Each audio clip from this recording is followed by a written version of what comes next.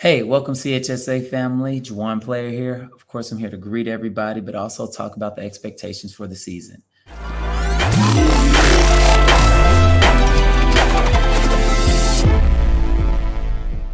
We said it before, anything that's healthy, whether it's a plant, person, is gonna grow. And we've done just that at CHSA.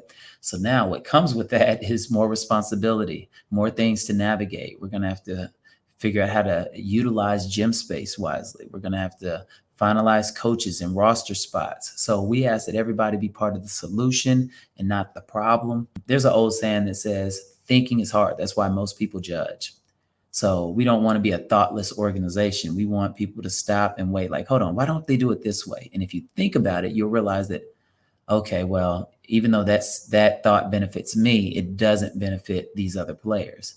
And now when we start thinking, we can put our heads together and create the best environment and best situation for all the players and the program. We are going to coach people first, then basketball. I feel if we do that, we'll do right by everybody that walks through our doors. We can't allow for all the players' self-worth to be built into what team they're on, how much playing time they get, because there's so much more than just that. We want players to stop and think, hey, how can I help in this situation despite not getting everything that I want?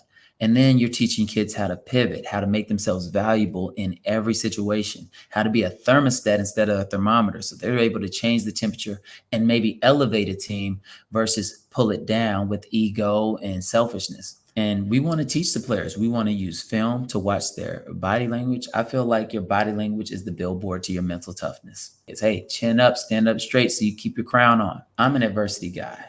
If you're not experiencing a certain level of adversity, I'm going to look to create it.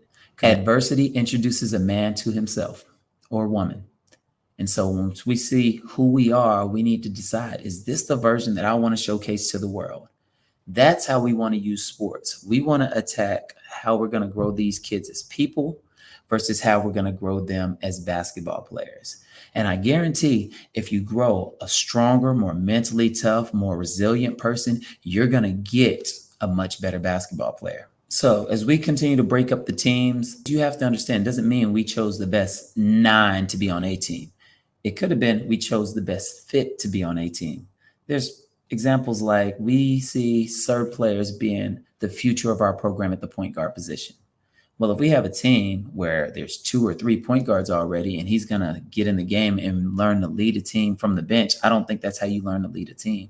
So even though his talent may put him on the A team, I feel it's best for him to be on B team and learn to lead and run a team. And in 2 or 3 years, he's going to be proud of that adversity that he had to go through. Case in point, when I was in the 6th grade, I had a buddy whose dad decided to coach. My parents already signed me up for the rec. I wanted to switch teams and play on my buddy's team because all the good players were on that team. My dad made me stay on the team that I was on. And yes, when we played them, they beat us by like 15, 20 points. At the time, I did not like it. But the next year, when we had to make our 7th grade team, guess who coach gave the ball to? Guess who was the starting point guard? I was. And the main reason is because I had to navigate adversity. And what I mean by that, if there was a press and I couldn't break it or figure out how to break it, it did not get broken. On their team, if they couldn't break the press, they just passed it to the next talented guy.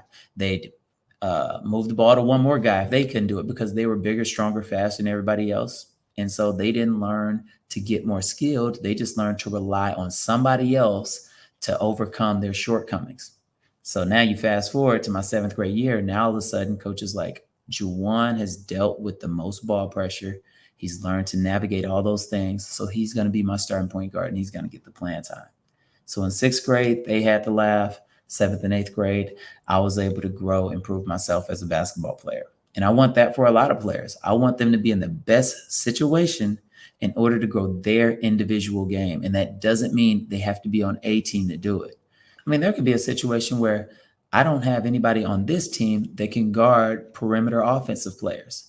So even though this kid isn't as talented as these other 4 or 5 kids, he is our best perimeter defender. So we're going to bring him up so he can fill that role. So kids can't get in their head and start thinking they know why they didn't make the team, or again, start putting their self-worth into what team they made, because that is not a good way to attack life.